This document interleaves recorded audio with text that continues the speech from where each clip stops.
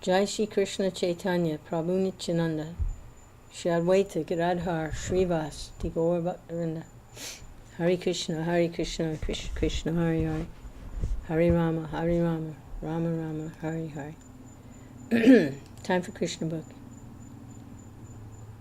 And this is Volume 2, Chapter 4, The Deliverance of the Demon Baumasura.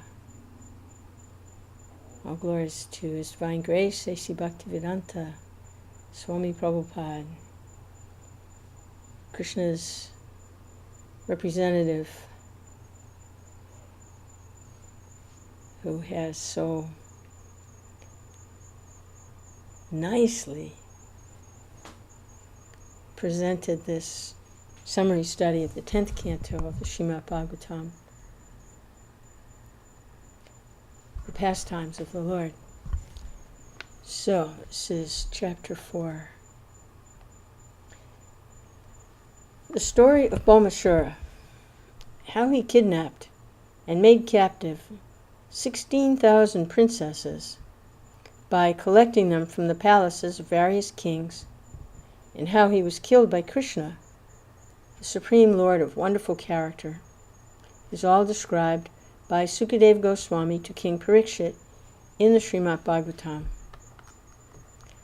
Generally, the demons are always against the demigods. This demon, Baumasura, having become very powerful, took by force the umbrella from the throne of the demigod Varuna. He also took the earrings of Aditi, the mother of the demigods. He conquered a portion of heavenly Mount Meru and occupied the portion which was known as Mani Parvata. The king of the heavenly planets, Indra, therefore, came to Dwarka to complain about Baumasura before Lord Krishna. Hearing this complaint by Indra, the king of heaven, Lord Krishna, accompanied by his wife Satyabhama, immediately started for the abode of Baumasura. Both of them rode on the back of Garuda, who flew them to Prajyotishapur, the capital city of Baumasura. It was not a very easy task to enter into the city of Prajyotishapura, because it was very well fortified. First of all, there were 4 formidable forts guarding the 4 directions of the city, and it was well protected on all sides by formidable military strength. The next boundary was a water canal all around the city, and, in addition, the whole city was surrounded with electric wires. The next fortification was of anila, a gaseous substance. After this, there was a network of barbed wiring constructed by a demon of the name Mura. It appeared that the city was well protected, even in terms of today's scientific advancements. When Krishna arrived, he broke all the forts to pieces by the strokes of his club, and the military strength scattered here and there by the constant onslaught of the arrows of Krishna. With his celebrated Sudarshan Chakra, he counteracted the electrified boundary. The channels of water and the gaseous boundary were made null and void, and he cut to pieces the electrified network fabricated by the demon Mura. By the vibration of his conch shell, he not only broke the hearts of great fighters, but also the fighting machines which were there. And similarly, the walls around the city were broken by his invincible club. The vibration of his conch shell sounded like the thunderbolt at the time of the dissolution of the whole cosmic situation. The demon Mura heard the vibration of the conch shell and awakened from his sleep, and personally came out to see what had happened. He had 5 heads, and had long been living within the water. The Mura demon was as brilliant as the sun at the time of the dissolution of the cosmic manifestation, and his temper was like blazing fire. The effulgence of his body was so dazzling that it was difficult to see him with open eyes. When he came out, he first of all took out his trident and began to rush the Supreme Personality of Godhead. The onslaught of the demon Mura was like a big snake attacking Garuda. His angry mood was very severe, and he appeared ready to devour the three worlds. First of all, he attacked the carrier of Krishna, Garuda, by whirling his trident, and he began to vibrate sounds through his 5 faces like the roaring of a lion. The roaring produced by the vibration of his mouths spread all over the atmosphere until it extended not only all over the world, but also into outer space, up and down, and out to the 10 directions. In this way, the sound was rumbling throughout the whole universe. Lord Krishna saw that the trident of the Mura demon was gradually rushing toward his carrier Garuda. Immediately, by a trick of his hand, he took 2 arrows and threw them toward the trident, cutting it to pieces. Similarly, using many arrows, he pierced the mouths of the demon Mura. When he saw himself outmaneuvered by the Supreme Personality of Godhead, the Mura demon immediately began to strike him in great anger with his club. But Lord Krishna, with his own club, broke the club of Mura to pieces before it could reach him. The demon, bereft of his weapon, decided to attack Krishna with his strong arms. But by the aid of his Sudarsana chakra, Krishna immediately separated the demon's 5 heads from his body. The demon then fell into the water, just as the peak of a mountain falls into the ocean, having been struck by the thunderbolt of Indra. This demon Mura had 7 sons, named Tamra, Antariksha, Shravana, Vibhavasu, Vasu, Nabhasvan, and Aruna. All of them became puffed up and vengeful because of the death of their father. In order to retaliate, they prepared in great anger to fight with Krishna. They equipped themselves with necessary weapons and situated Pita, another demon, to act as commander in the battle. By the order of Baumasura, all of them combinedly attacked Krishna. When they came before Lord Krishna, they began to shower him with many kinds of weapons like swords, clubs, lances, arrows, and tridents. But they did not know that the strength of the Supreme Personality of Godhead is unlimited and invincible. Krishna, with his arrows, cut all the weapons of the men of Baumasura into pieces like grains. Krishna then threw his weapons, and Baumasura's commander-in-chief Pita, along with his assistants, fell down. Their military dress cut off, and their heads, legs, arms, and thighs severed. All of them were sent to the superintendent of death, Yamaraj. Baumasura was also known as Narakasura, for he happened to be the son of the earth personified. When he saw that all his soldiers, commanders, and fighters were killed in the battlefield by the strokes of the weapons of the Personality of Godhead, he became exceedingly angry at the Lord. He then came out of the city with a great number of elephants who had all been born and brought up on the seashore. All of them were highly intoxicated. When they came out, they saw that Lord Krishna and his wife were beautifully situated high in outer space, just like a blackish cloud about the sun, glittering with the light of electricity. The demon Baumasura immediately released a weapon called Satagni, by which he could kill hundreds of warriors with one stroke. And simultaneously, all his assistants also threw their respective weapons at the Supreme Personality of Godhead. Lord Krishna began to counteract all these weapons by releasing his feathered arrows.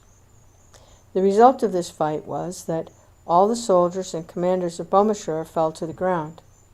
Their arms, legs, and heads separated from their trunks, and all their horses and elephants also fell with them.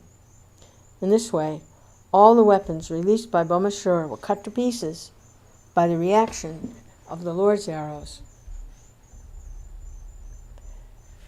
The Lord was fighting on the back of Garuda, and Garuda was also helping the Lord by striking the horses and the elephants with his wings and scratching their heads with his nails and sharpened beak. The elephants were feeling much pain by Garuda's attack on them, and they were all dispersing from the battlefield.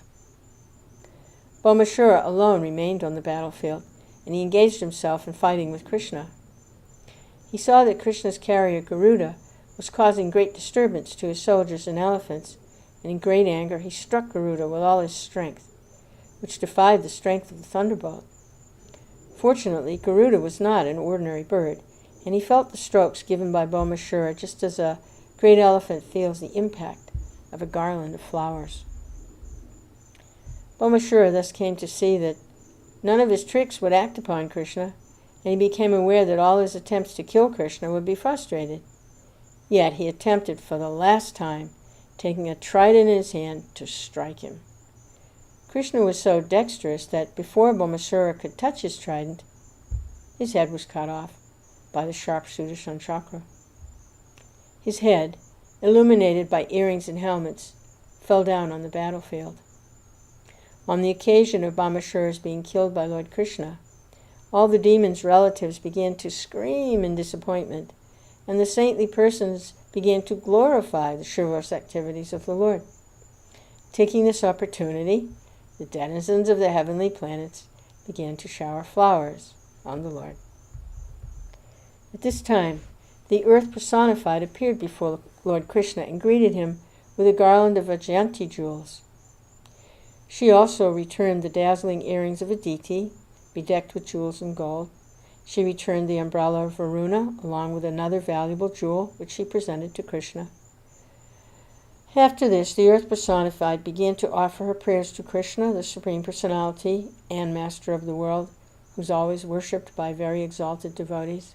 She fell down in obeisances and in great devotional ecstasy began to speak.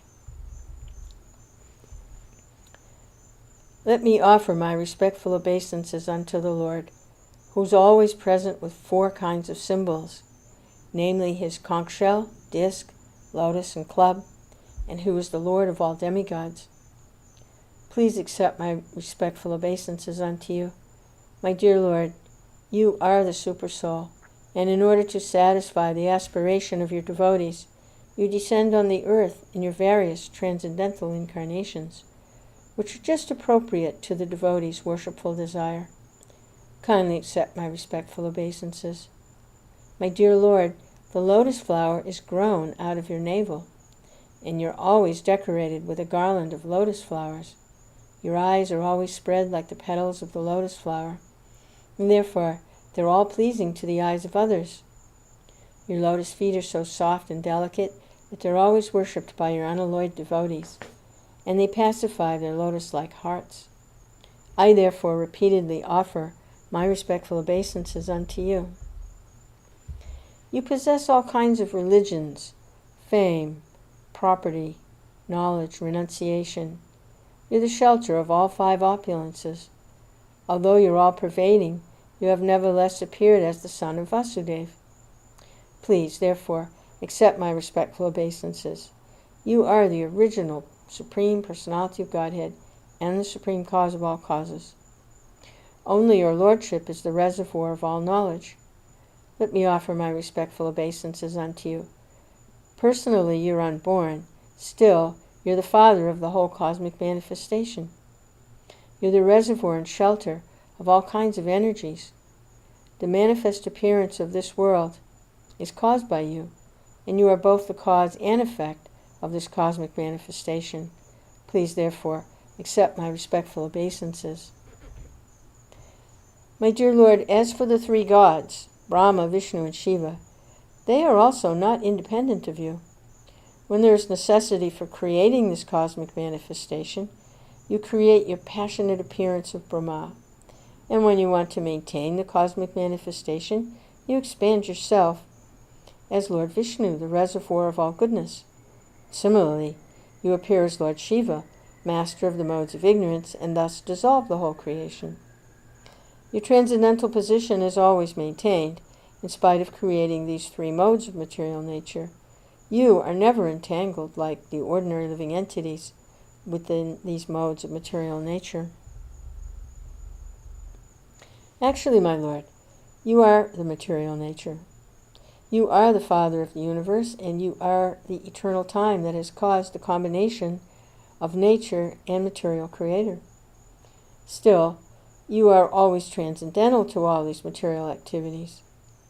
My dear Lord, O Supreme Personality of Godhead, I know that earth, water, fire, air, sky, the five sense objects, mind, the senses, and their deities, egotism, as well as the total material energy, everything animate and inanimate in this phenomenal world is resting upon you. Since everything is produced of you, nothing can be separated from you. Yet, since you are transcendentally situated, neither can anything material be identified with your personality. Everything is, therefore, simultaneously one and different from you, and the philosophers who try to separate everything from you are certainly mistaken in their viewpoint. My dear Lord, may I inform you that this boy, whose name is Bhagavad-gītā, is the son of my son Baumasura. He's been very much affected by the ghastly situation created by the death of his father, and has become very much confused, being afraid of the present situation. I have therefore brought him to surrender unto your lotus feet. I request your lordship to give shelter to this boy and bless him with your lotus feet.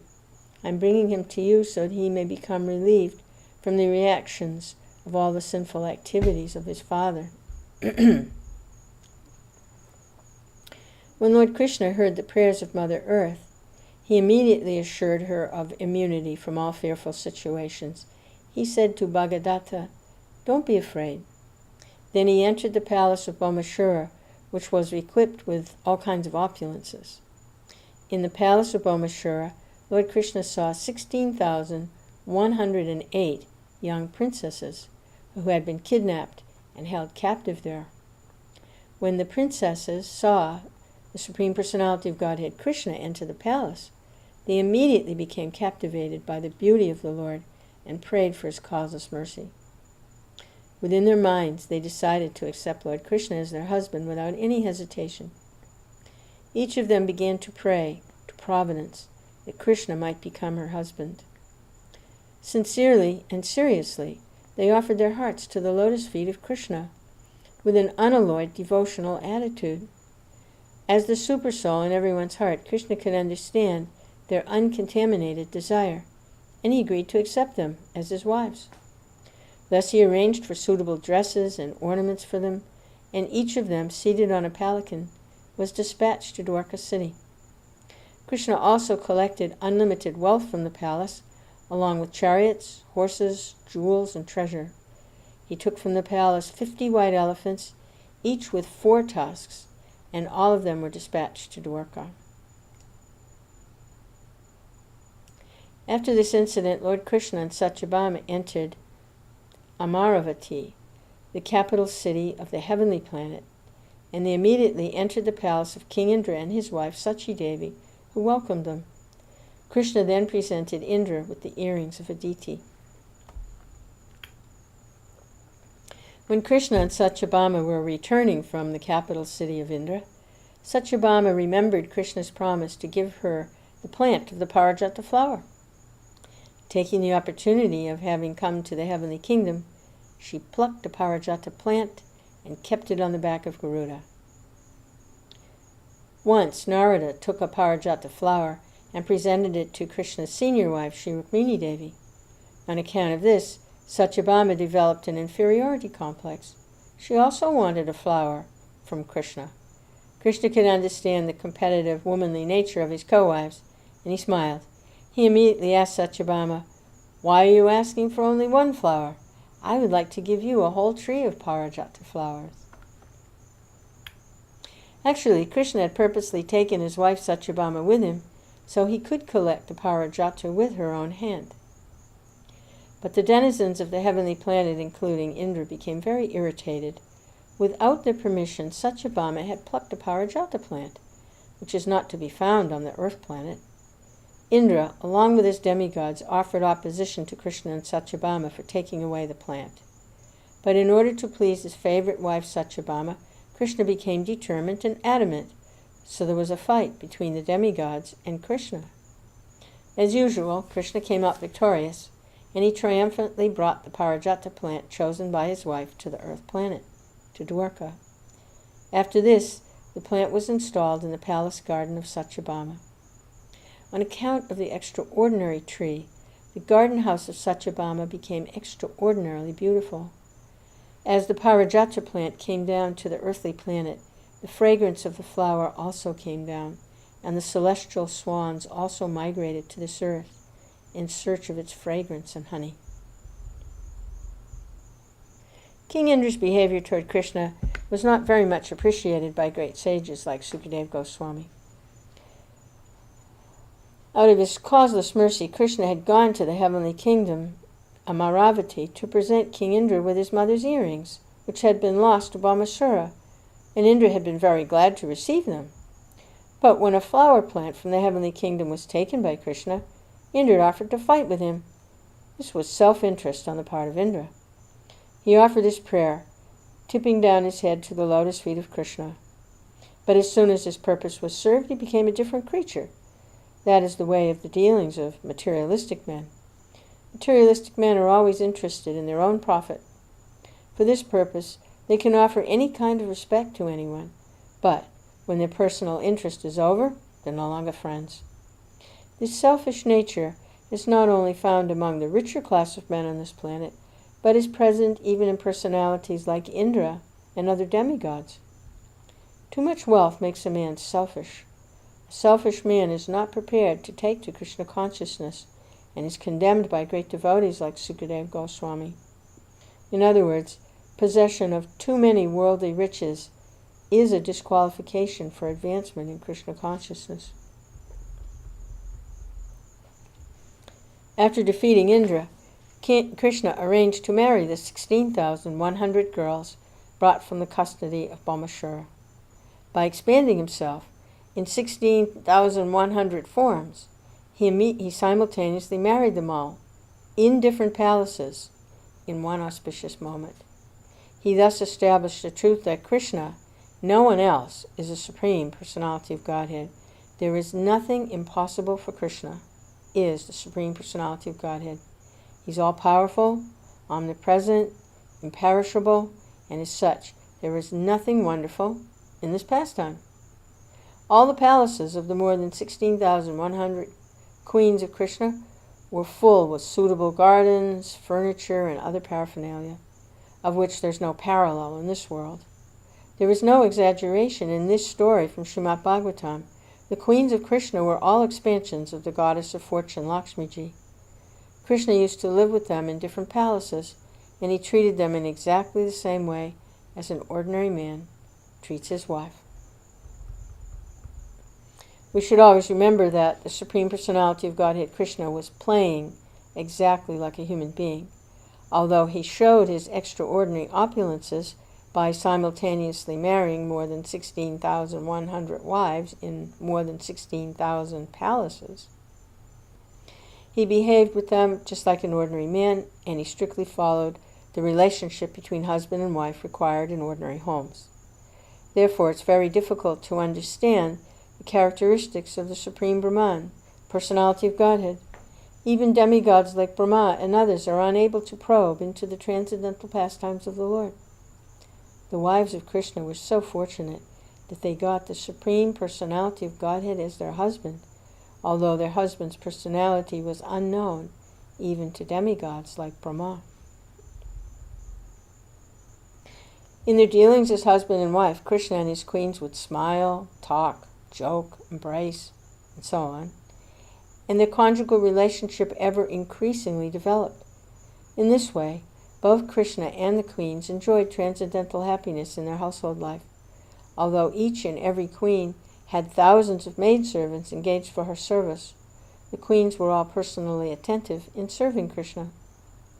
Each of them used to receive Krishna personally when he entered the palace. They engaged in getting him seated on a nice couch, presenting him with all kinds of worshipful paraphernalia, washing his lotus feet with Ganges water, offering him betel nuts, massaging his legs. In this way, they were giving him relief from the fatigue of being away from home. They saw to fanning him nicely, offering him fragrant essential floral oil, decorating him with flower garlands, dressing his hair, asking him to lie down to take rest, bathing him personally, and feeding him nice palatable dishes. All these things were done by each queen herself. They did not wait for the maidservants. In other words, Krishna and his different queens displayed on this earth an ideal household life. Thus ends the Bhaktivedanta purport of the second volume, 4th chapter of Krishna, the deliverance of the demon Baumasura.